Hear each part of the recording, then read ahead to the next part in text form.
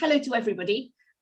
We are live on Facebook on the Family Voice Parent Carer Chat group, and I'm thrilled to be joined by Jon and Mark, and we're going to be talking about, I think, kind of accessibility of sport and tennis in particular.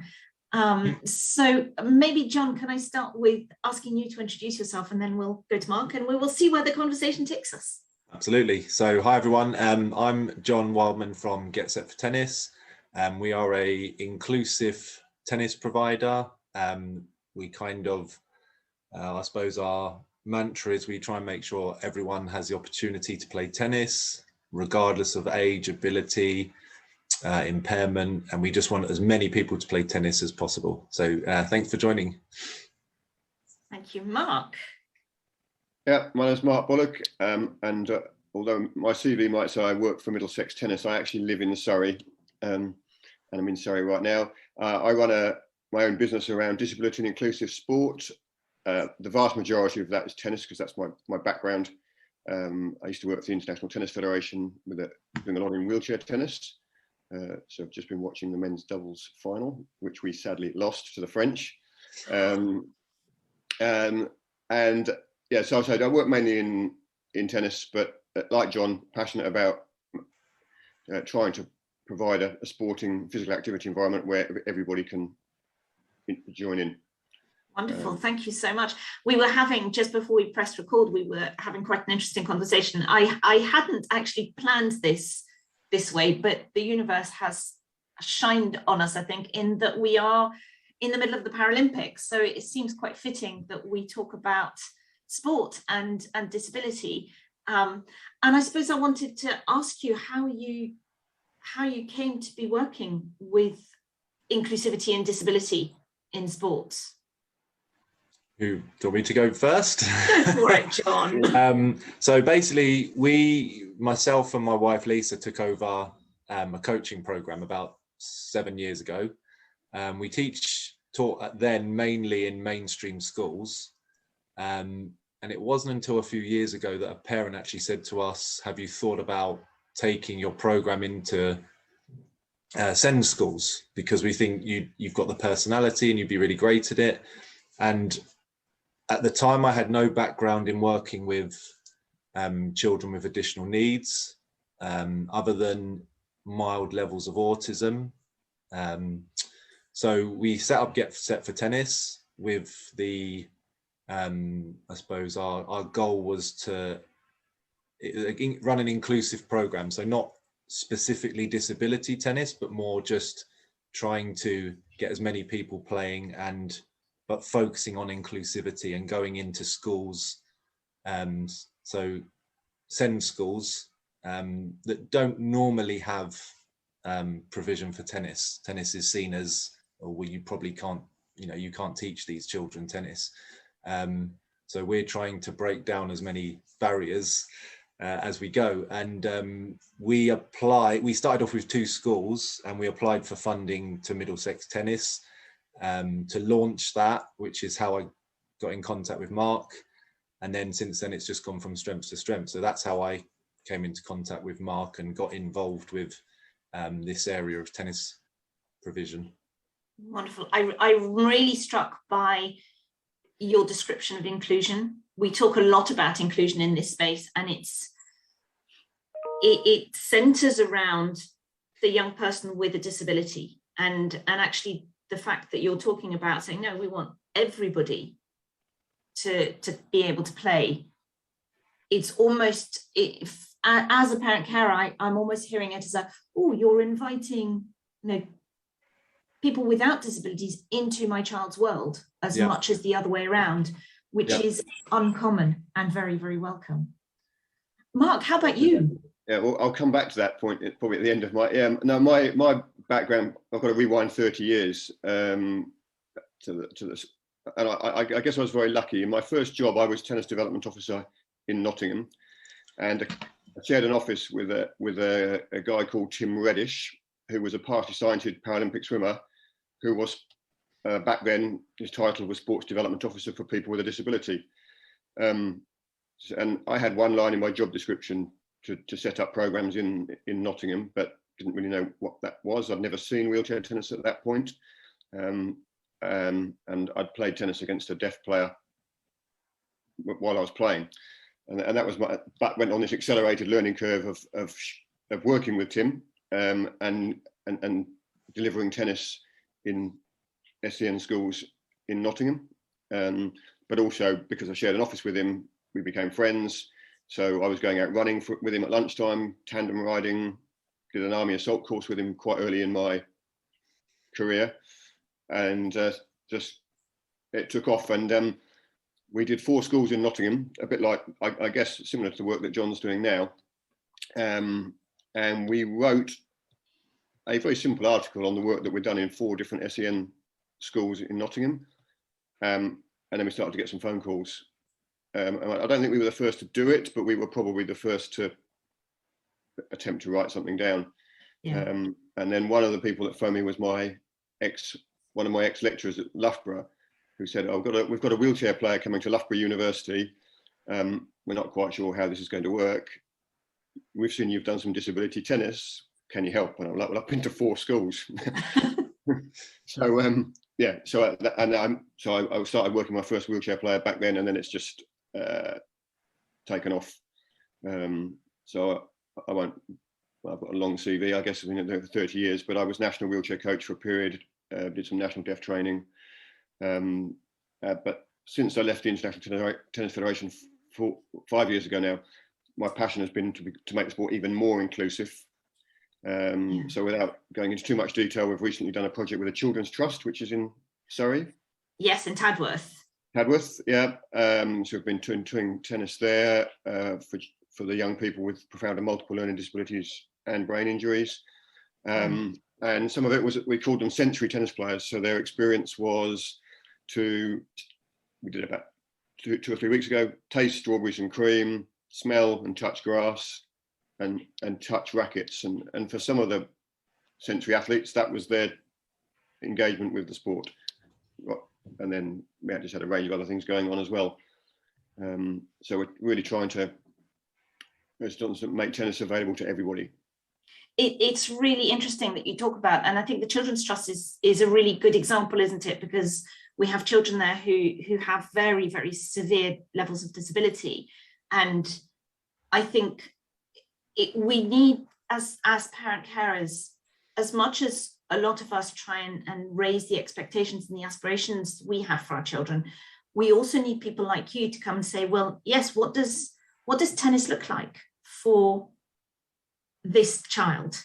I love the fact that you're talking about the strawberries and cream and the grass and the feel of the racket, because as you say, that evokes an awful lot of things already, doesn't it? Yeah.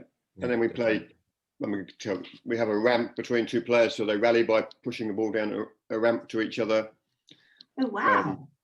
Over a net. So the environment is there. And then lots of sensory things, so that they might be knocking over tin cans as a target, or hitting a target that's got bells on it. So there's trying to engage all the senses and challenge tennis to look at itself differently as well. That's really interesting. Jon, I know when we spoke a little while ago, you were talking, I think, about working with families so that you could make tennis it's not just that version of tennis for that person and something else. Can you tell us a little bit more about that? Yeah, so when we run our Saturday inclusive sessions, we get quite a wide, they're just drop-in sessions, so there's quite a wide range of impairments. Some are quite profound, where the parent needs to be very hands-on, providing the support for their child. But then there's other children that are very able and can really engage completely independently. So it's quite a challenge to try and do one session that fits all. So partly inspired by a project that I did with Mark, is that we run basically a series of stations where the children can play independently. They can play with me, they can play with their mum or dad or their brother and sister.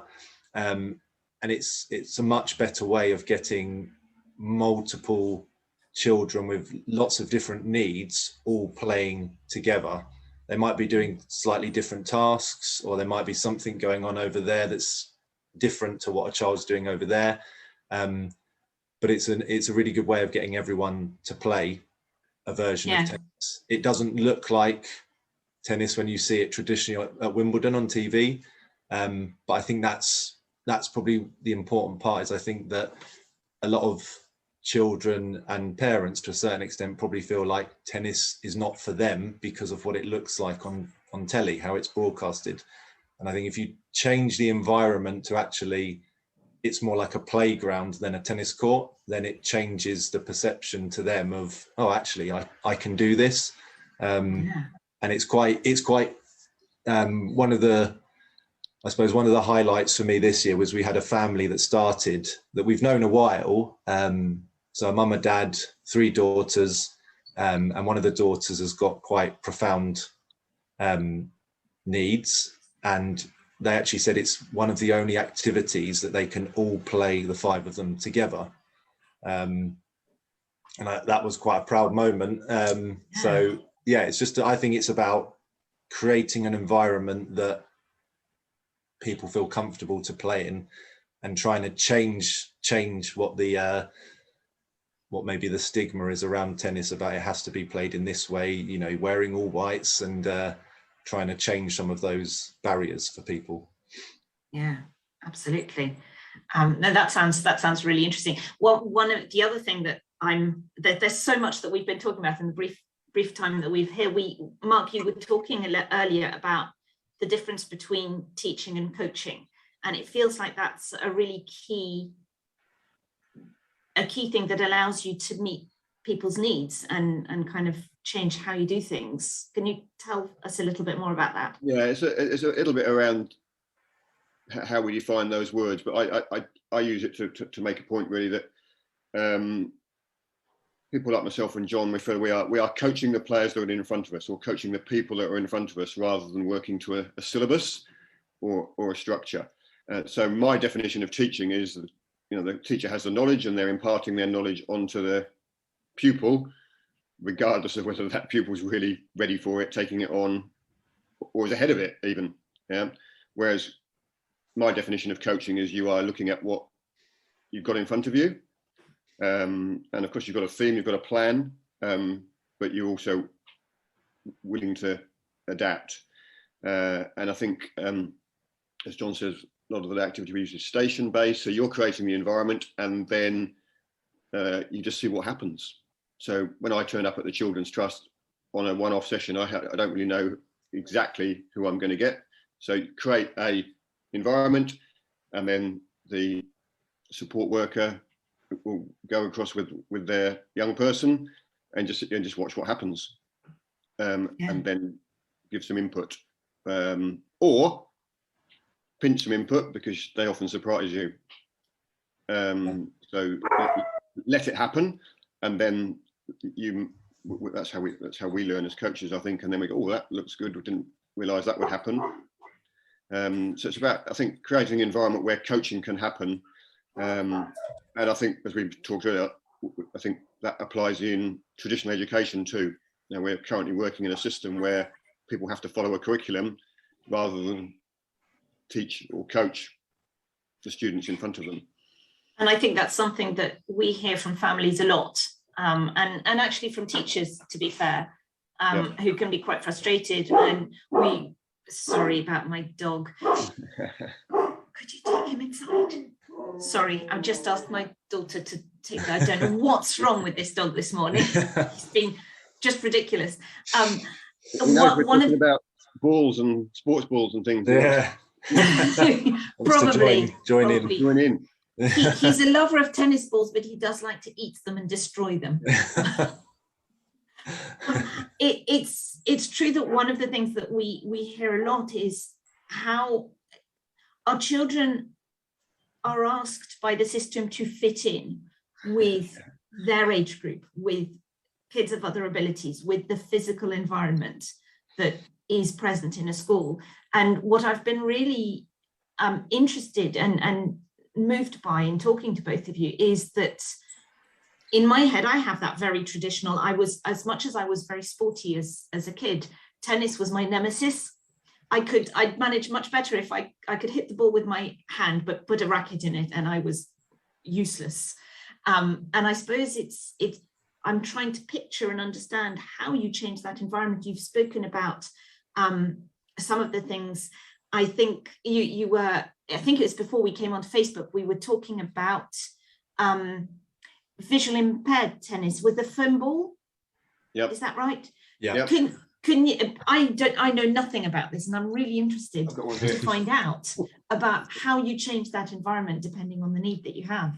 Yeah, well, I think that I won't bore people. There's a model called STEP, where you adapt the S is space, so you adapt the space. So the size in our size of the court can be, in my opinion, any size.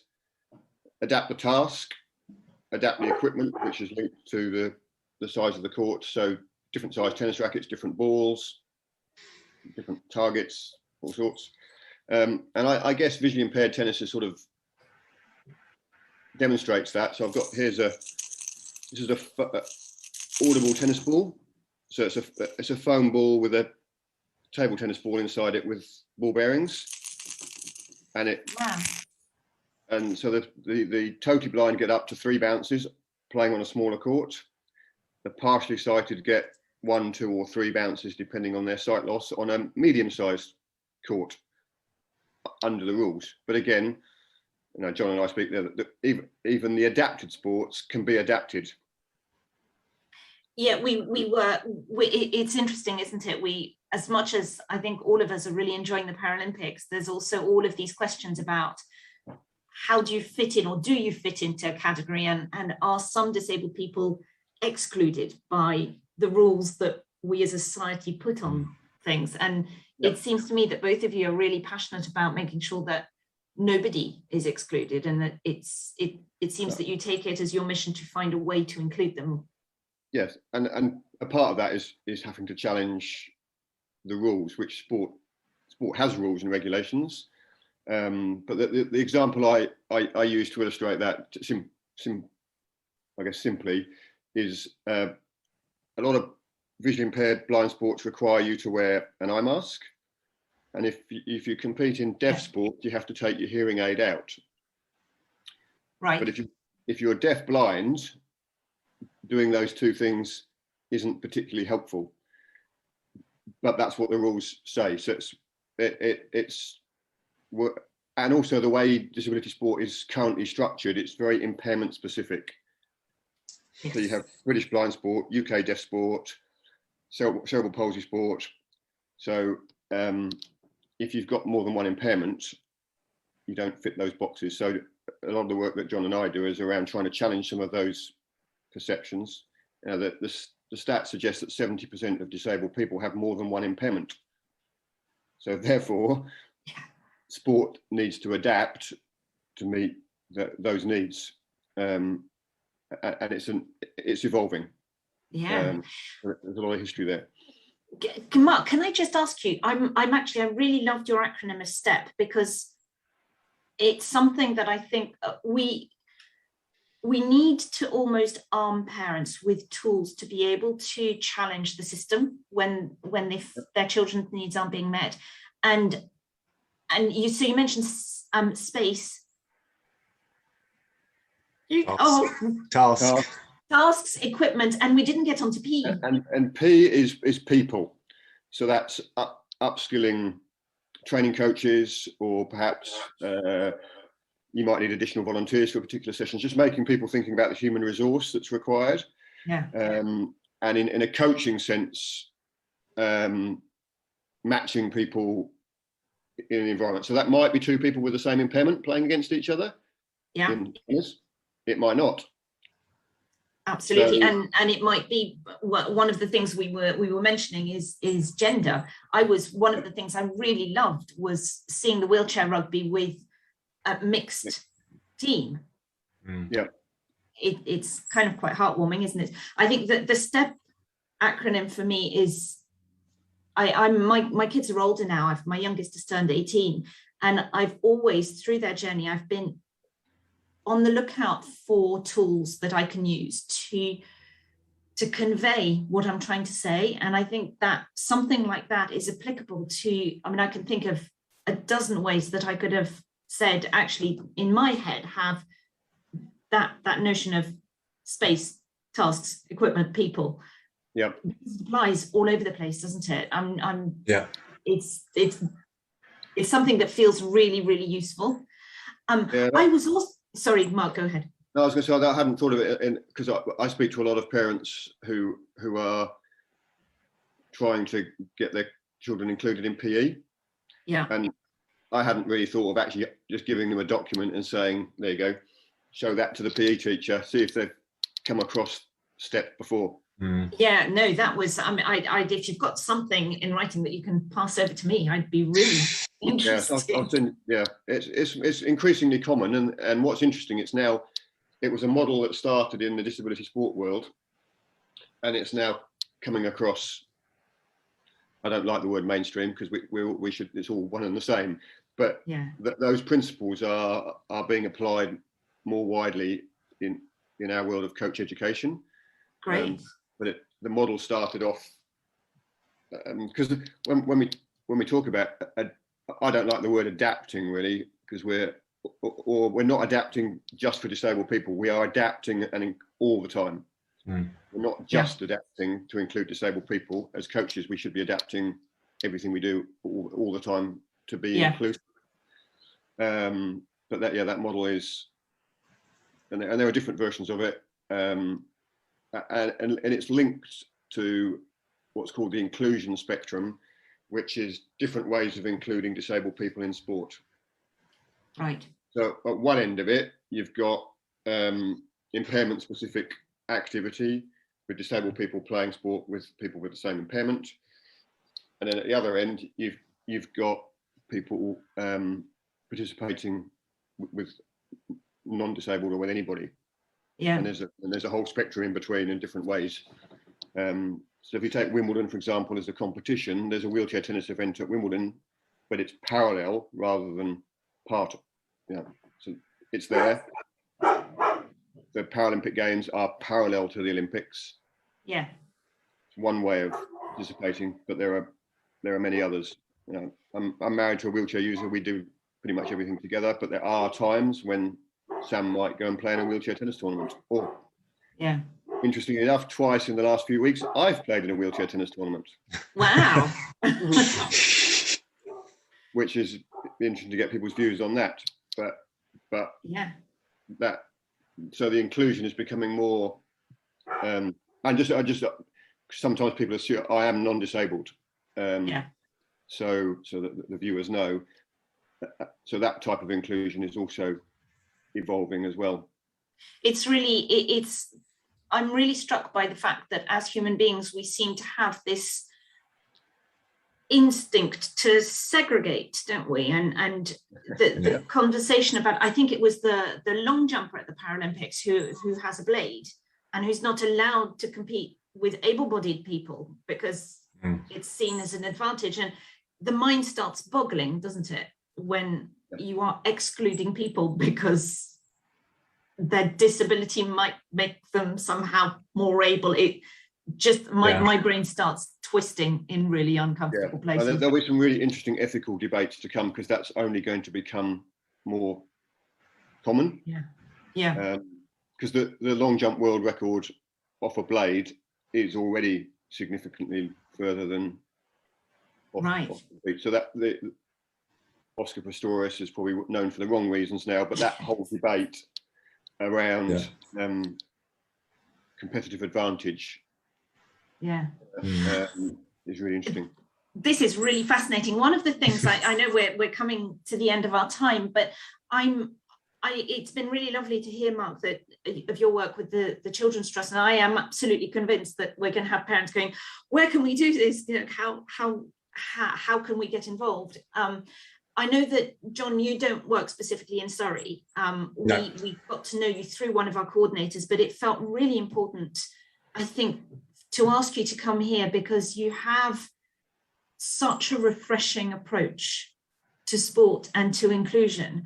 And even if we don't have anything specifically in Surrey, it just it feels really important to let people know, because it seems to me that one of the ways that we grow movements like this is by having demand. And I just wondered, do you know of any similar schemes or anything? Is there anything in Surrey that parents could look at? Or we will obviously share the link to Get Set for Tennis. Jon, any tips on how to get this happening more widely? Well, I think the first thing is, for me, it starts with, I'm a coach myself, so I think it starts with the coaches at clubs getting involved with inclusion and disability tennis. And like I said, 3 years ago, I had not had any experience of doing it. And now 3 years down the line in our area, we've got people coming to us because we're seen as a specialist in the area. And we're working with sort of 250, 300 SEN children a week. So I think it starts with the coaches, that you don't have to be from a background of having worked in the disability sector, having that previous experience. I think, like Mark said, a lot of it revolves around step and being adaptable. And I think most coaches can do it. And it's a case of, let's get the awareness raised that anyone can coach a child or an adult who has an impairment. It's not as hard as maybe people think it is. Like I said, I don't have too many links to Surrey. I know Mark has mentioned Purley Bury Tennis Club. Is it Mark Love there? Mark Love, yeah, really good guy. Yeah. And Purley Bury have recently run a learning disability match play tournament, which was a bit of a first. They're running, they do some really good work. There's a few clubs around Surrey. Surrey Tennis, as the sort of local governing body, are very supportive. Middlesex and Surrey run combined county championships for the disability tennis area, and we're the only counties, because we do it together, that offer learning disability, visually impaired and wheelchair events as part of the county championships. Wow. And they shouldn't, county championships sounds a bit high performance, but it's not. We ran a tournament at Vickers Moor. Middlesex hosted the learning disability tournament. We ran a tournament we had some Great Britain players playing, so they played in the tournament, and then we had a festival where people came and just did some skills. So Surrey Tennis are very supportive, and I think things can evolve. So if people can demonstrate a demand and knock on the doors of some tennis clubs, and feel free to knock on my door, and then we can work with the clubs as well. There is Jon and I would always want there to be more, but I think there is a shift. It sounds that way. Yeah. And it's been such a joy speaking to you. Thank you so much for joining me. I know we're all really busy, but for me, you've spoken about inclusion in a way that to you is obviously very natural. And in our world, when we speak to families, inclusion can sometimes be a bit of a dirty word, because much of the experience of families are that inclusions means that, my autistic child needs to learn to not stim, or needs to learn to fit in with. And actually, you're talking about stepping back from any of the preconceived ideas and saying we're all humans. And so we should all be able to exist and thrive together. Yeah. And I go back to that inclusion spectrum, and often when people look at the work that I do, they often see me at the sort of what you've just described, non-disabled people doing things with disabled people, and that's far from it. There's a whole spectrum, and the big word is choice. People should have the choice as to how they engage with sport, and that might vary through someone's life or at different times. So sometimes my wife might play a wheelchair tennis tournament, another time she'll play with non-disabled players, but it's not being dictated to as to how people engage. The opportunities are there, and you pick them off. And the other event I'd just like to finish off by mentioning, which is nothing to do with tennis. It's an event called Parallel, which is where a lot of my recent thinking has come from. And I actually entered. It was in the Olympic Park at the time, and I was on the start line of a 10K race with people in day chairs, racing chairs, guide runners, and I'm just saying, this is amazing. There was no, and I could run it and quite competitive, so I run 10K as quickly as I can, but there were no different races. No, it was just everybody was together, and that's now that will take place in Windsor Park next year. Fantastic. And they do a 10K, a 5K, a 1K, a super sensory 1K, where there's sensory experiences every 100 meters or so. And so the first time I saw that just really sort of, I was like, wow, this is amazing. There's an event here for everybody. Yeah. But you're not being pushed into. You choose where you go. You choose where you go. Yeah. If you can share details of that with us after this, that would be amazing. Thank you so much. Thank you. Do you know it's past, which is usually about when I finish. Thank you so much, Jon and Mark. I hope all of you members of Family Voice have enjoyed this as much as I have. It's been a real eye-opener for me, and it's just a beautiful way to start the weekend off on. So thank you so much. Very welcome. Thank you. Thank you for having us.